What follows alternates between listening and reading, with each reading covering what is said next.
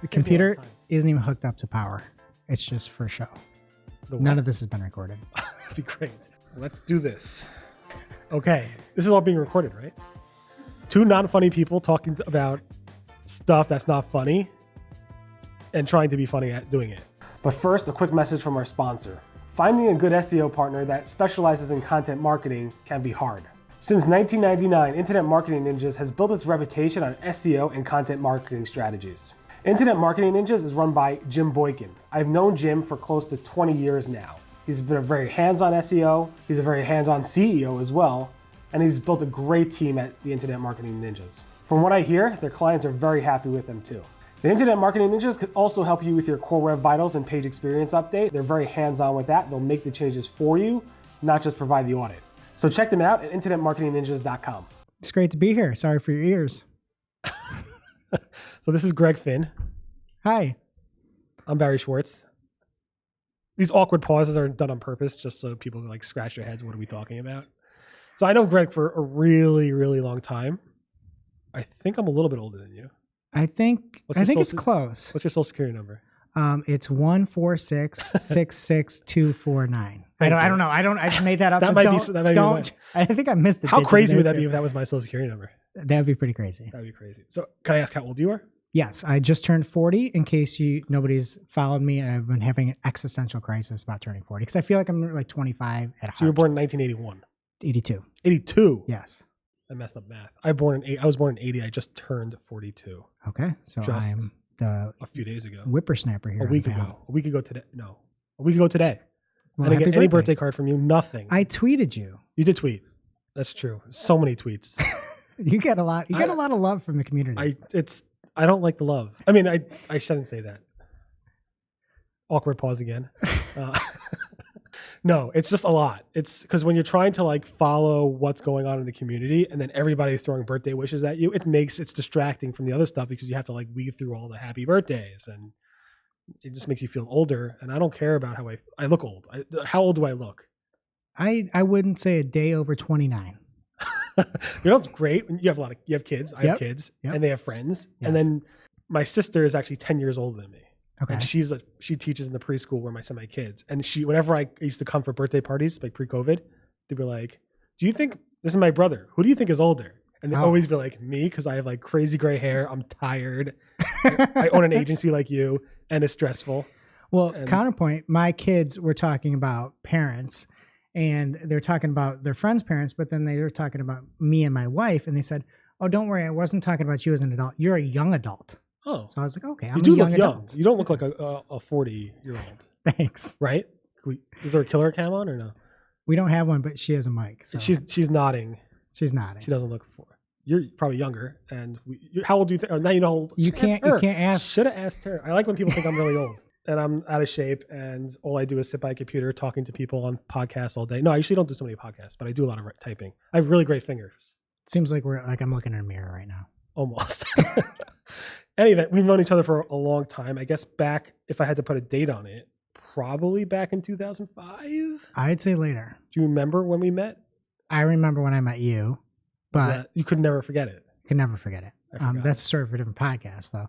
But I think probably 2008 might be 2007, 2008, 2009, because I started working blogging for Search Engine Land. When I took over my bosses at the time column and kept doing it, and then ended up coming on and helping out a little bit more. So that would have been about 2008. Those were good times. Great times. They're unbelievable times. Yes. There was these times compared to those times, you can't compare. Not that these times are bad. I mean, we had a pandemic and everything, but those were great times. It was a golden era if you knew what you were doing. Right. I wasn't thinking that. I was just thinking it was a lot of fun, but you were able to make a lot of money really fast and very easily. Agree. But I wasn't even thinking that. I used to tell people, I used to literally outrank H&R Block during tax season and you name it. You were doing a lot of SEO back then. I had a very checkered past, I'd say. Sort of, I can go into the full story, I guess, of how I got into digital marketing. Yes, please. Started out working at a company where I was doing pure yellow page. There were like yellow pages. And I was placing like physical placements. That's how old I am as a 40-year-old, as you know. And I finally got like a break into a internet company that was, it's called logicalsolutions.net at the time. And I kind of came on as sales support there, which is really cool because I could see all the inner workings of everything going on. And basically, they had a lot of sales folks, and they try to sell websites and things you're very familiar with as well. And the salespeople had no idea what they were doing. They had like way more salespeople than like knowledge. And so I would just come along and I'd sit there next to the salesperson and they'd say, hey, we can do this and this and this. And I'd look and I'm like, no, we can't do that, the middle part, but we can do everything else. And, you know, basically kind of learn my way around that. And then I got my start actually doing a bunch of reporting for paid, specifically. Like I got to cut you off because it was funny because I was speaking with Jill, right? Yep. She was interviewing me on the agency Scoop. Mm-hmm. You can subscribe to that on the Cypress North YouTube channel. Yep. Smash the like button as well. Yes, please. And then she was basically asking me like how I got involved. And I said my brother was a programmer, like twin brother. And I'm like, he hated doing the sales stuff. And he's like, so could you do it all program? So I used to go out and I'm like, how do I know if we could do it? He's like, just tell everybody you can do everything. That's a terrible idea. Unless you're really good, I guess. He was really good, and the people we hire, you know, our programmers are really good, and we literally can do anything. It was a time in my company where some of my programmers, I heard them say, we can't do that. And I in a nice way, I'm like, that's not the Rusty Brick way. We could do and program anything. So if you have good sales reps, I have 0 sales reps in my company, but I guess I'm surprised you're blaming the sales reps because you could do anything. Well, no, it was the wrong way to go about it, yeah. Right? Like it was a complete wrong way. You don't want to just like oversell things and not be able to do it. So it was just a weird experience. But from it, I'm like, I don't really like this part specifically. But that's when I started doing more of the paid search reporting, taking over for the internet marketing manager at the time. Basically started doing paid specifically, and I loved it. It was just like, you know, moth to a flame or whatever the saying is.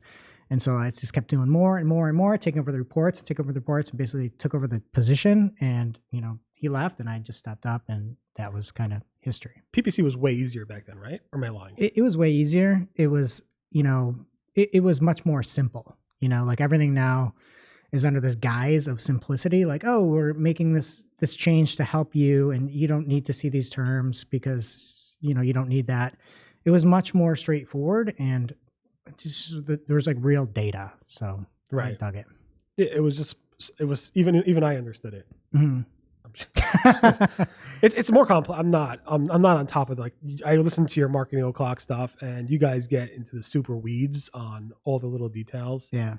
Trying to get there. I just don't want to give Google my money. And that's the only way to do it is you give Google your money. And I don't do any SEO or SEM. I just talk about it. Yeah. Yeah. I mean, that's a good point. But the thing is, like, I would argue, I'd go out and I yell a lot about different things that are sort of bothering me at the time. I would say there's not many people like Google Ads more than I do that are more of a fan than I am. I just don't like to see it degrading, basically. Right. So it's like your baby just doing it's like the wrong thing. It's the best. And by taking away all these features and things, I wish I was like a product manager there with like a goal, a long-term goal. It would be lights out. But I will never do that for the record. So, you'll never. Has Google offered you a job? No. Really? Really. Interesting. They offered me a job. I said no. I'm not sure if I'm even allowed to say that. Yeah, I can say that. They offered me a job. Well, I saw like a few April Fools ago. You were heading over to Google, right? People make that. Did I say that? That wasn't my joke. Somebody else made that joke. Oh, really? I don't know. I just remember that was. Yeah, like I wouldn't joke about that. I would not want to work there. I thought for real. I'm like, oh wait, Barry's. Maybe when I become like old man like Danny Sullivan. Wow, shots fired. Yeah, then maybe I'll do it. Like if it's like maybe if I want to retire and become like, what is he, a liaison? Like, yes. Ginny Marvin's not that old, but you should be the Google News liaison because who knows more about news than you? Yeah, I think they have somebody. He's not the liaison, but I think he's like the man behind Google News. Richard something. I hear there's an opening for the YouTube liaison. You're on YouTube. That. I am a YouTuber. We're collabing right now. So if Google wants to hire me to be, I would not want that. That's a horrible job. YouTube would be maybe the worst liaison job out there, followed by maybe just Danny's role because everybody gets so upset. Who do you think has a harder time, John Mueller or Danny in their role? Because John's dealing directly with those SEOs, those us, and Danny's more about the average searcher. Yeah, I feel like it's two different problems. Like I feel like John Mueller has to deal with a lot of web purveyors or people that have websites. That's the term I use. for like when rankings drop. But I feel like when there's something like really egregiously bad or a result that's like horrific, then it goes to Danny. And I feel like he draws a lot more ire from people for some reason. Well, his responses are like I said before, quoting tweet from 4 years ago. A little more empathy might go a long way on some of that. Yeah. And we love Danny. So I love him. We're huge fans. That's why 2008 was a golden year. And that's actually why we started our podcast, is because of the daily search cap that you would run with Danny. Big fan. Still have some episodes. Love them. Listen to them. We don't have it anymore at Search Engine Land, the daily search cap. We have like another newsletter, but I kept it going at Search Engine Roundtable. The daily search cap? No, I'm talking about the audio show. Oh, that was Matt McGee ran that, right? It was no, it was Danny. It was Danny. You'd be on. I think Matt McGee was in charge of it technically. Okay. I could be wrong. But I remember it was Danny's thing. It was like podcasting before anybody had a podcast. It was way before. What platform do we use for that? I think it was on webmasterradio.fm. That's where at least where some of the archives are. But every day Danny would be on and he'd be telling jokes and cracking jokes and like it was like really like the first edutainment that I've seen in the space. And it was, I don't know, at least for me, it was like must listen audio every day. It was fun. And you were on those Friday calls also sometimes back in the day? Friday calls, yep. Those should have been recorded. They were not, but those were a lot of fun too. They shouldn't have been. Shouldn't have been recorded. They should have been. I don't know. All right, we kind of got on a tangent, and this is what's going to happen on this specific interview. Lots of tangents because we again know each other for a while, and so we met. You said when you started working at Search Engine Land. That's what you said. Yeah, pretty much. Okay, interesting. Before that, you were at 1020. Yes. So I know 1020 from Chris Winfield. Yep. I can't remember the name. Okay, so yeah.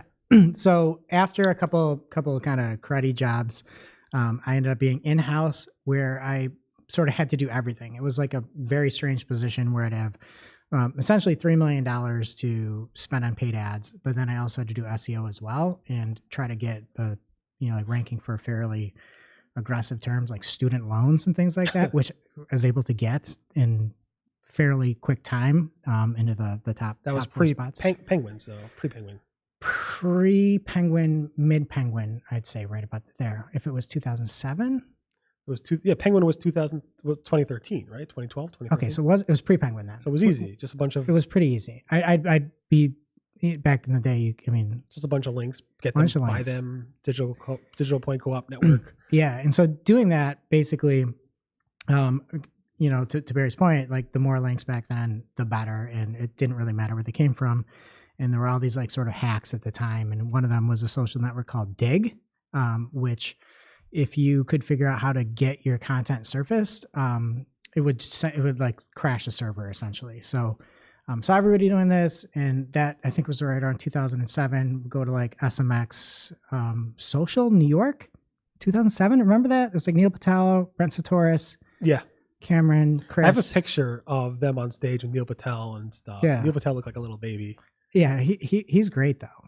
He's great. At what he did.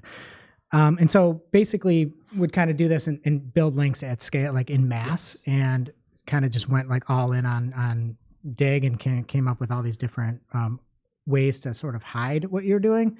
And then basically it was an SMX West. I had talked to, it was like right when 2007, like that weird economic fallout was happening, like right at the end of that. And I was really, really shy and reserved and everything like that.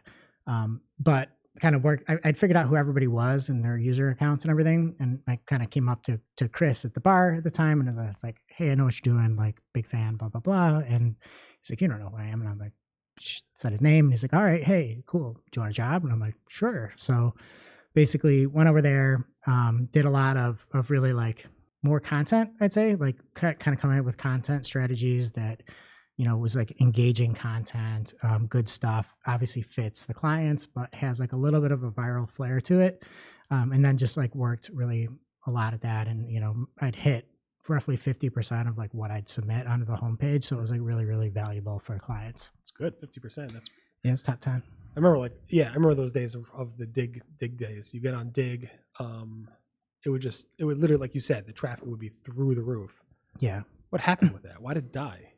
It was just mismanagement across the board. And then Kevin Rose had all these offers to sell it and never did. But like funny story, we would like have these different sites and we'd make up like a like a drink. Like we'd just be sitting around like making up fake drinks or something. And we'd put it up, it'd go up on Dig, and then like some of our friends would hear like DJs talking about it. That's how big it was. It was more on the internet. It would like get there and people like you could like, you know, really influence stuff with it. So that was till 2010. Did you start your company Cypress North then? Yes. So 2020 was very niche. There's you know, Chris Winfield did a lot for me. In general, I learned a ton from him. There was also like, it was a weird time in just the industry, in the space. It was like, they're almost like these super teams kind of like forming. I don't know if you remember that. There would be Blue like Glass, yeah. Yeah. And so there was like a few others before, like they combined for like super teams, like. Right. Even Jim Boykin's company did that. Hired yeah. And there was like Leanna Evans. There was like Lee. There was a lot. I never got involved in the lot of riffraff. What do the cool kids say? That's old fashioned cool. What are the cool things about like different clubs of SEO people and personalities? Yeah, I don't know. You're right. They got together. There were fights among them. Yeah, it was weird. I just heard about them like years later that like people hate each other now. They won't talk to each other. Yeah, and so like basically 2020 was combining with Search and Social, which was Jordan Costello and Dave Schneider, RIP Jordan. And then Brent, and then like 1020 basically. So they're kind of coming to form the super team. Was Bozer in that too or no? Bozer was in it, but he was technically after when they purchased or acquired Three Dog Media. So he was a little bit after that.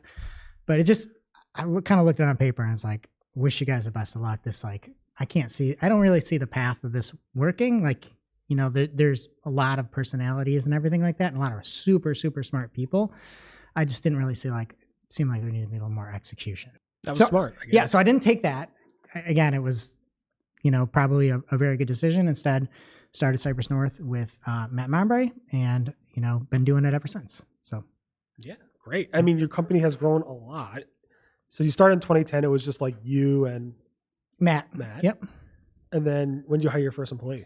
It was Careful, the IRS is listening. 11, and it was John. We just had his 10-year anniversary party, and we've paid everybody above board the entire time. So we had, or it might have been like right about 2011. So we were doing a bunch of stuff on ourselves, sort of similar along like your vein, where we're trying to like come up with products and ideas, and we would basically take on client work to pay the bills, and we'd come up with like on-demand restaurant, you know, traffic generation, and be like, hey, you can like put these messages out. We come up with all these different ideas. We came up with a fantasy betting website that actually at the time got to be one of the more used ones. If only we stuck around with that, we'd be billionaires by now. But we were trying all these ideas, but the client work just kept like coming in, and we're really good at it. And we're just like, well, let's just kind of bring more of this on. Interesting. Yeah. I always have that problem of like, how, you know, we focus most of our time on client work because clients always come first to us. Mm-hmm. And then if you have time, we'll do some like projects. Exactly the same. There was that downturn in 2007-ish, like you said, in the economy. So I focused a lot on some type of SaaS product. And we just had one or two developers devoted to it for years after that. And the rest was client work. We're pretty much mostly client work also. Interesting. So then you grew, when did you start? You started to grow fast at what? You have 25 people here, right? Or something like that. 24. 24. Well, 2 interns, 26 coming on. So okay. Close. So one of the two. I don't know.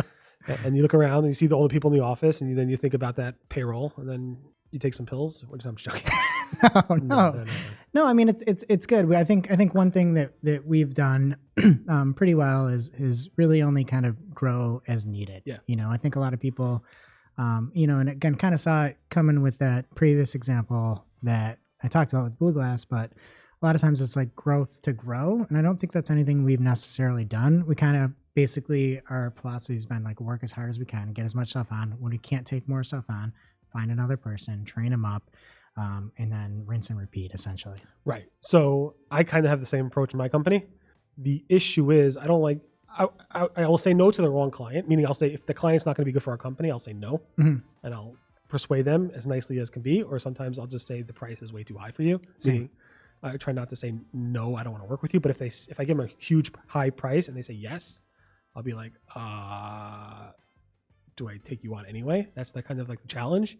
But the hard part now is finding people to work. Mm-hmm. So like you could scale, and it's hard to hire people. I don't know if it's the same here because you're not like in New York City per se, but Buffalo is a... Yeah. Well, honestly, Buffalo is probably the biggest black hole of of digital talent in America. It's pretty close. There's like not a lot of digital agencies around here. Like there's a lot of traditional agencies, and then there's a few that say they do some stuff, but it's really weird. There's like Rochester's a hotbed for companies. Syracuse is okay. Buffalo, there's just like not a lot here. So one of the things that we've really tried to do is come up with like a pretty solid intern program and bring people on. And if we like really just look for, if somebody's got like that like it factor, like can figure things out, is a problem solver, is really curious, and like likes what they're doing, then it's like we can work with that and kind of train that up. So I have a problem. I can't do that because they need to know programming. I mean, we're a programming shop, so it's like you need skills, and like people would love to work for me. And now it's like if somebody sends me an application, it's like, why are you sending me an app? What's wrong with you? Like we can't find a real job that can place you like, at Google or something. Well, why won't? Not to be, but in the old days it was like, yeah, it was easier to get programmers. There was people weren't, I don't know what happened. This whole past year has been really hard. Yeah, and on the programming side here, we actually have like a big hub. So Buffalo is like a programming side is good, but just for me specifically, there's not like a ton of like digital marketing firms. So there's like big bank M&T. They've got a big hub, and they have all that fancy stuff. So just like to your credit, I've spoken to a number of people who work here, and they're all big fans. So if you are watching of M&T, the M&T Bank, big fans of M&T Bank. I'm a big fan of M&T Bank. That's where I got my first bank account. Oh, nice. They're big. They're huge here. Not so much in New York City where I'm at, but they opened a branch near my house when I was growing up. And the headquarters here. My bar mitzvah hit, and I'm like, you need a bank account. So there you go. Nice. They're nice. They're nice people. You bank there? No. What's your bank account number? Routing number? No, it's the same as my security social. Cool. So why don't you bank with them if they're so big here? I don't really like them. I don't know. I had an account before. It's not. It's like it's fine. Bank of America. Bank of America. You like the bigger bank? I don't know. It's more convenient. Okay. And we use Evans Bank, a local bank for business. So okay.